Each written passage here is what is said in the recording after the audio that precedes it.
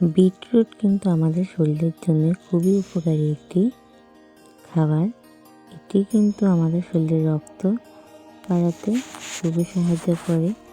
আর এটা কিন্তু সত্যি খেতে দুর্দান্ত মিষ্টি মিষ্টি, কাঁচাই খেয়ে নিয়ে যায়, খেতেও কিন্তু দুর্দান্ত লাগে। তবে আমি আজকে বিট দিয়ে নতুন একটা রেসিপি করব, যেটা গরম ভাতের সাথে খেতে দুর্দান্ত লাগে।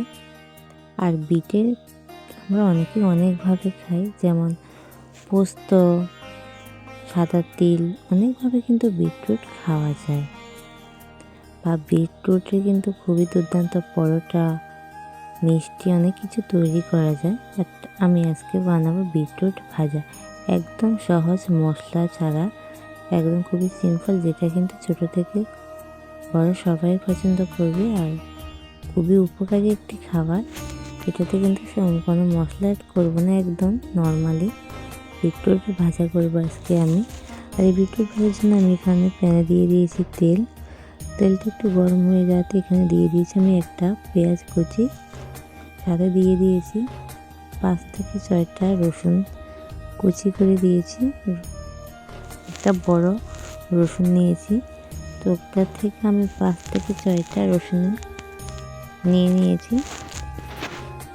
রসুনটাকে আমি কুচি করে এরকম ছোট ছোট করে কেটে দিয়েছি। পেঁয়াজ রসুনটা ভালো করে একটুখানি ভেজে নেব, একটু হালকা যখন কালারটা চেঞ্জ হয়ে আসবে, তখন আমি বিটগুলো দিয়ে দিব। আমি বিটগুলো কিন্তু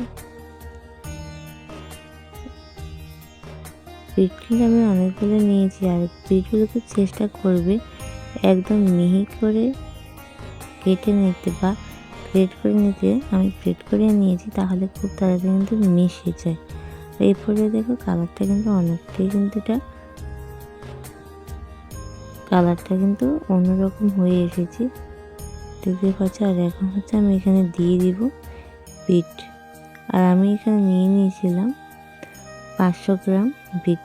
দেখো সবগুলো বিট আমি কিন্তু এখানে দিয়ে দিয়েছি। এটাকে কিন্তু এরকমভাবে তোমরা যদি একটু বড় সাইজে বা মোটা করেও কেটে নিতে পারো, তখন কী হবে, এটা মিশতে অনেকটা সময় লেগে যাবে, মানে অন্যরকম একটু দেখায়। আর এরকম ভাজা করতে কিন্তু এরকমভাবে নিলে খুবই সুন্দর হয়। আর দেখো আমি দিয়ে দিয়েছি, দিয়ে এখন হচ্ছে আমি ভালো করে মিশিয়ে নেব। নতুন বন্ধু হয়ে থাকলে আমার চ্যানেলটি সাবস্ক্রাইব করে সবার পাশে থাকবে। আর সকল বন্ধুকে অনুরোধ করবো তোমরা একটা লাইক দিয়ে ভিডিওটা দেখা শুরু করবে। আর আমার ভিডিওটি তোমাদের একটু ভালো লেগে থাকে অবশ্যই তোমাদের প্রিয়জনদের সাথে শেয়ার করবে। আর তোমাদের সুন্দর সুন্দর কমেন্টে বলবে কেমন হয়েছে। তোমাদের কমেন্টগুলো পড়তে সত্যিই খুবই ভালো লাগে। আর তোমাদের এই মিষ্টি মিষ্টি কমেন্ট করে নতুন ভিডিও বানাতে সত্যি খুবই আগ্রহী হয়ে। আর দেখো এভাবে কিন্তু আমি ভালোভাবে কিন্তু মিশিয়ে নিয়েছি, দেখতে পাচ্ছি। এখন এরপরে আমি হচ্ছে কিছুক্ষণের জন্য এটাকে ঢাকা দিয়ে রাখবো। তাই আমি এখানে 3 থেকে 4 মিনিটের জন্য আমি এটাকে ঢাকা দিয়ে রাখছি। ফিরে আসছি আমি 3 থেকে 4 মিনিট পর। দেখো এখন ঢাকা সরিয়ে দেখাচ্ছি কেমন হয়েছে, দেখতেই পাচ্ছি। ভিডিওটা কিন্তু অনেকটা সেদ্ধ হয়ে গেছে, আর অনেকটা কিন্তু কমে গেছে, একদম অল্প। এটা কিন্তু আরও কমে যাবে। আর এরপরে দেখে আবার একটু ভালোভাবে কিন্তু আমি মিশিয়ে নিচ্ছি। মিশিয়ে নিয়ে হচ্ছে আমি